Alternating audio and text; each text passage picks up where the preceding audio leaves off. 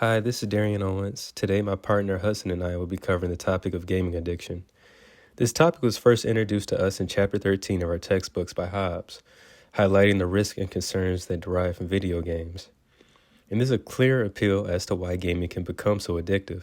Most people use it as an outlet for fun to escape reality, and the social relationships that can be built amongst friends, whether it's virtually or in your personal sphere. But the compulsion of gaming has a way of interfering with our personal lives in ways that can damage our overall health and social relations. We'll analyze those topics further. As stated in our textbooks, the World Health Organization classifies gaming disorder in 3 specific instances, one being when gaming takes precedence over our life interests and daily activities. Secondly, when escalating the frequency of use despite the occurrence of negative consequences. And lastly, when experiencing significant impairment in personal, family, social, educational, or other important areas of functioning. Essentially, gaming disorder truly occurs when a person abandons all things significant in life. They allow what was supposed to be just a hobby now become a crutch. These disorderly symptoms can be compared to drug usage. Another effect in relation to gaming addiction is immersion.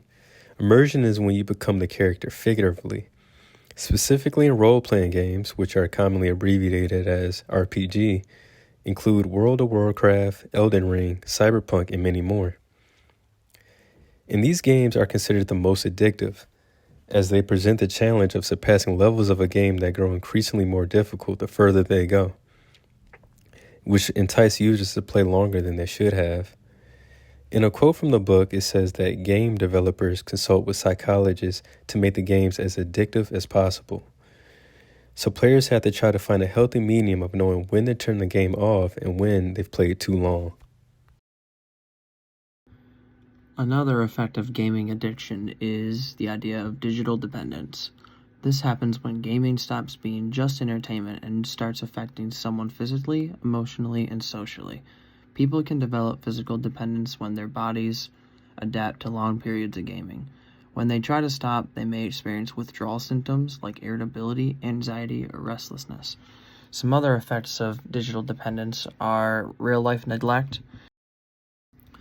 Gaming transfer phenomenon refers to moments when experiences from video games start to bleed into real life.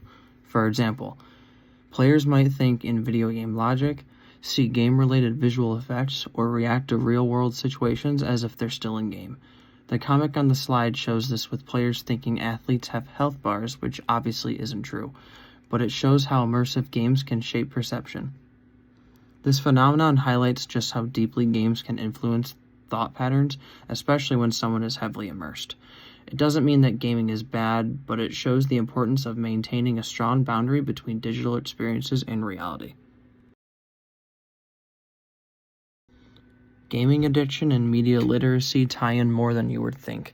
There are many media literacy tactics that can be used to fight gaming addiction. Firstly, understanding persuasive design can help us recognize how games are built to keep people playing. Things like reward loops, daily sign-in rewards, and leveling systems are big factors. Media literate players can spot monetization tactics such as microtransactions, loot boxes, and battle passes. Recognizing these strategies makes it easier to avoid compulsive spending and/or overplaying. Media literacy also helps us distinguish entertainment from reality, so we don't let virtual achievements replace real-life responsibilities or relationships. And finally, it helps us evaluate online influences like streamers, gaming communities, and targeted ads. Being aware of these pressures helps people make healthier choices about how much they play and why they play. Some of the key takeaways in causing gaming addiction include gaming disorders, immersions in games including RPGs and others, digital dependence and game transfer. Some of the predatory tactics to watch for when trying to avoid a gaming addiction can be persuasive design, monetization tactics, blending entertainment and reality, and unhealthy boundary and community making. Overall, media literacy gives us the tools to understand these influences, recognize manipulative design, and create healthier habits. Gaming can be fun and beneficial, but only when we stay aware and maintain balance and make sure our daily lives don't get affected.